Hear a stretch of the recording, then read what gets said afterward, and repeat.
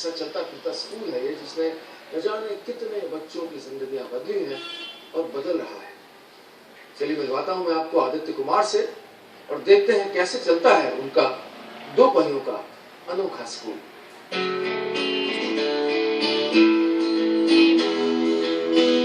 उत्तर प्रदेश की राजधानी और नवाबों के शहर लखनऊ की चमचमाती सड़क पर दौड़ती ये साइकिल शहर की किसी झुग्गी झोपड़ी में जाकर ठहर जाती है और इसके रुकते ही शुरू हो जाता है एक स्कूल। ये स्कूल थोड़ा अलग है। यहाँ ना कोई बिल्डिंग है, ना कोई ब्लैक बोर्ड। इस स्कूल में पढ़ने वाले बच्चों के पास ड्रेस तो दूर, शरीर पर पूरे कपड़े तक नहीं हैं। इन्हें क्लास में बैठने का सलीका भी नहीं आता, लेकिन ABCD और क ख ग जरूर आता है।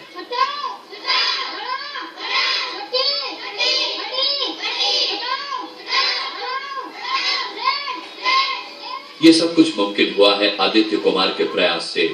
चलिए आपको मिलवाते हैं 43 साल के आदित्य कुमार से। आदित्य ही वो शख्स हैं जिन्होंने झुग्गी झोपड़ी में रहने वाले बच्चों को ककहरा सिखाया है।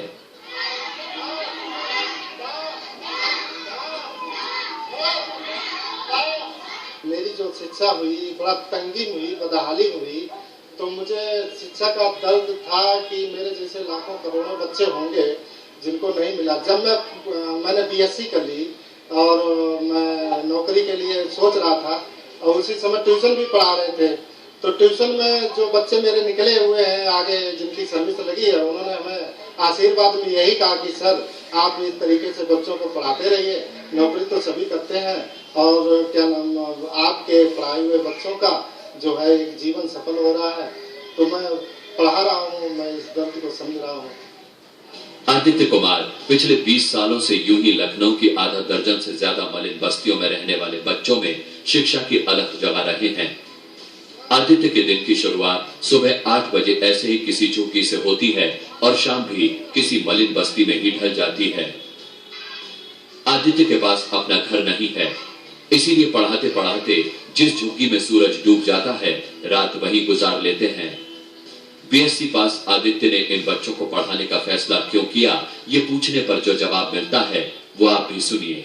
दूर दूर तक यहाँ सरकारी स्कूल नहीं है, बच्चे जा नहीं पा रहे हैं, मैं उन बच्चों को पढ़ाता हूँ और अधिकांश हमारी नजर रहती है कि बच्चे स्कूल जाएं किसी भी तरीके से।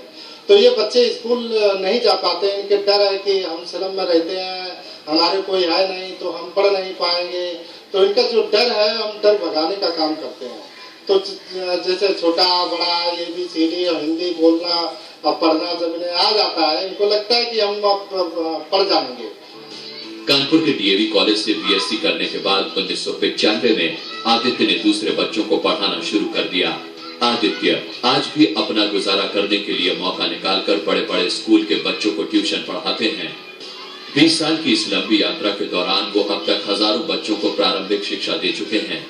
शानदार सामाजिक कार्य के लिए उनका नाम इंडिया बुक ऑफ रिकॉर्ड और दूसरे कई रिकॉर्ड बुक में दर्ज है। आदित्य के चलते फिरते स्कूल की चर्चा 7 समुंदर पार भी है। जुलाई 2014 में उनका नाम अमेरिका के मशहूर wonder book of international record में भी दर्ज किया गया।